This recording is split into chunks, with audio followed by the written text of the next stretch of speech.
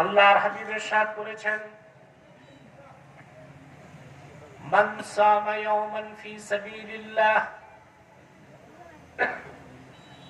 ঈমানান ওয়া ইহতিসাবা বা'আদা আল্লাহু ওয়াজহাহু আনিন নারি ৭০ খরিফা। আল্লাহর হাবিব ইরশাদ করেছেন, আমার কোন ঈমানদার উম্মত যদি আল্লাহর দ্বীনের কাজে বের হয়ে একদিন রোজা রাখে সওয়াবের নিয়তে, একদিনের রোজার বিনিময়ে আল্লাহ পাক তার চেহারা জাহান্নামের আগুন থেকে ৭০ বছর দূরে সরাই দিবে। দ্বীনের পথে হাঁটা, দ্বীনের কথা শোনা, দ্বীনের ফিকির করা, সবটাই তো ফি সাবিলিল্লাহ, আল্লাহর পথে, ঠিক কিনা? আজকে আমাদের সৌভাগ্য, রোজা মুখে পবিত্র মন নিয়ে, পরিচ্ছন্ন মস্তিষ্ক নিয়ে আমরা দ্বীনের কথা শুনতে এসেছি, আলহামদুলিল্লাহ। রমাদানুল মুবারকের ফজিলত অনেক বেশি, বেশি না? কেন? এই মাসেই আল্লাহ রসুলের কাছে কোরআন এসেছে, আর এই এক মাস রোজাকে আল্লাহ ফরজ করে দিয়েছেন। সুবহানাল্লাহ। এই মাসের ফজিলত কত বেশি! আল্লাহর হাবিব ইরশাদ করেছেন, ইদা দাখালা রমাদান ফুতিহাত আবওয়াবুল জান্নাহ ওয়া গুল্লিকাত আবওয়াবুন নার ওয়া সুলসিলাতিশ শায়াতিন। রমজান মাস যখন আগমন করে জান্নাতের সবগুলো দরজা খুলে যায়, সুবহানাল্লাহ বলবেন না? জাহান্নামের দরজাগুলো বন্ধ হয়ে যায়, আর অভিশপ্ত যত শয়তান আছে, মানুষের শত্রু, সবগুলো বন্দী হয়ে যায়।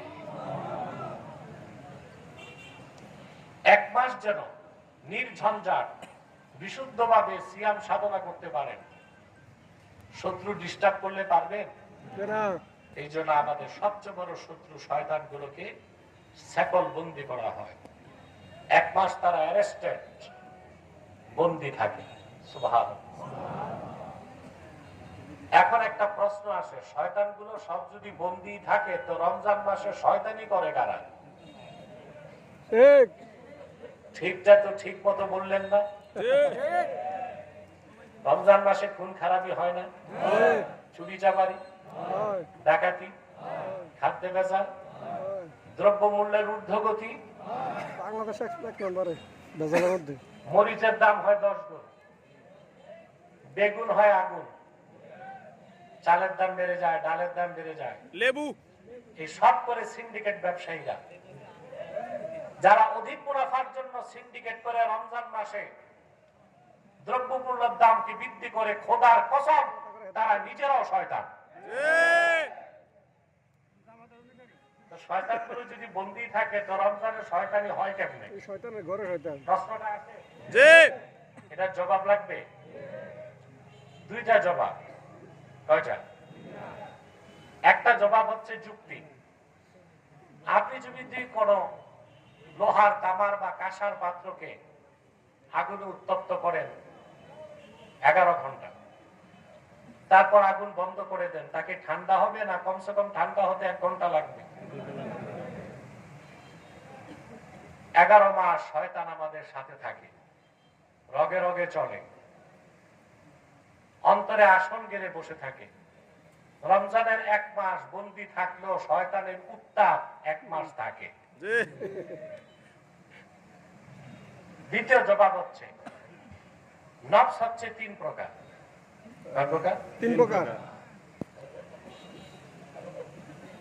সর্বশ্রেষ্ঠ নফস হচ্ছে নফসে মুতমাইন্না। এই নফস আল্লাহ যাকে দান করেছেন, সে কি রমজান মাস কি শাওয়াল মাস, কখনোই সে গুনার কাজ করে না, গুনার প্রতি তার কোনো ধ্যানই নাই। দ্বিতীয় প্রকার হচ্ছে নফসে লাওয়ামা। নফসে লাওয়ামা, জোরে বলেন। নফসে লাওয়ামা।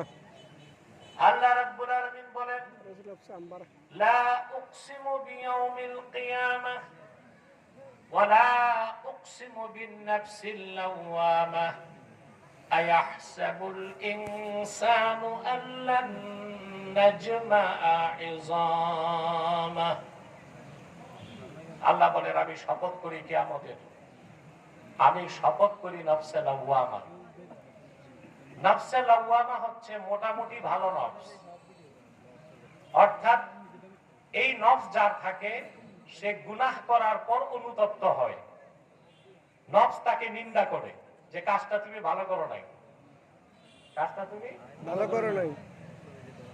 যে মানুষ গুনাহ করার পর অনুতপ্ত হয় না সেটা তো কোনো কাতারের মুসলমানই না, ঠিক কিনা? আল্লাহর হাবিব ইরশাদ করেছেন ইদা সাররাতকা হাসানাতু ওয়া সাআতকা সাইয়্যাতু ফাআনতা মুমিন। আবু উমামা বাহিনীকে রাসূলুল্লাহ সাল্লাল্লাহু আলাইহি সাল্লাম বলেছেন যখন নেক আমল তোমাকে আনন্দ দিবে আর অন্যায় কাজ তোমাকে কষ্ট দিবে তখন মনে করবা তুমি মুমিন। মহিলার কণ্ঠে বললে হবে, পুরুষের কণ্ঠে বলি সুবহানাল্লাহ।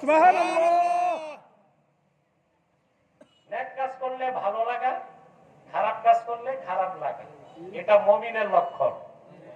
সুবহানাল্লাহ বলে।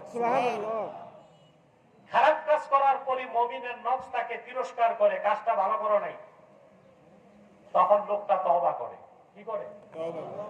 তাহলে এই নফস যার আছে নফসে লাওয়ামা, এই লোকটাও ভালো। শ্রেষ্ঠ নফস কি? নফসে জোরে মুতমাইন্না, আরো জোরে মুতমাইন্না। দ্বিতীয়টা লাওয়ামা, যারা নেক কাজও করে খারাপ কাজও করে। নেক কাজ করলে আনন্দ পায়, খারাপ কাজ করলে তওবা করে। এখন বলেন তো আমাদের অধিকাংশ বাঙালি মুসলমানের নফস কোন প্রকার? লাওয়ামা, দুই নম্বরে। এই তো বুঝে গেছে, নফসে লাওয়ামা। আবার কেউ কেউ বলে বাঙালির আরেকটা নফস আছে, নফসে খাওয়ামা। অর্থাৎ কিছু মানুষ আছে বাঙালি ফাও খাওয়ার তালে বেশি খাম কম করে আছে না, যারা লুটপাট করে, চাঁদাবাজি করে, পরেরটা মেরে খায়, ঘুষ খায়, দুর্নীতি করে, এরা তো সব পরেরটা খায়, ঠিক কিনা?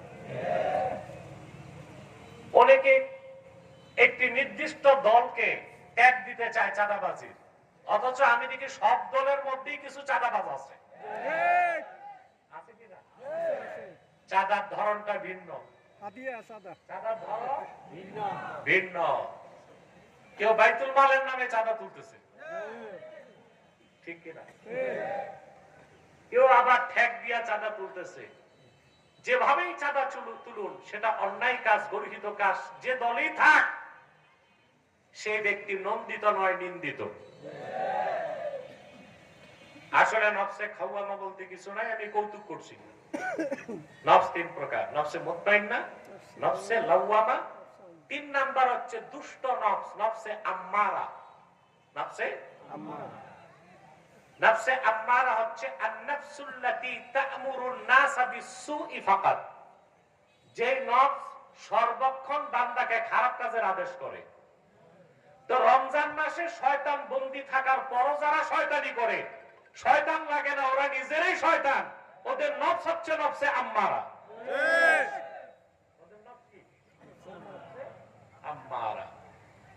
আল্লাহ তাআলা রমজান মাসে রোজা দিয়েছেন এই নফসে আম্মারা থেকে বেঁচে নফসে লাওয়ামা, তার থেকেও উন্নত নফসে মুতমাইন্নার জন্য। বলেন সুবহানাল্লাহ।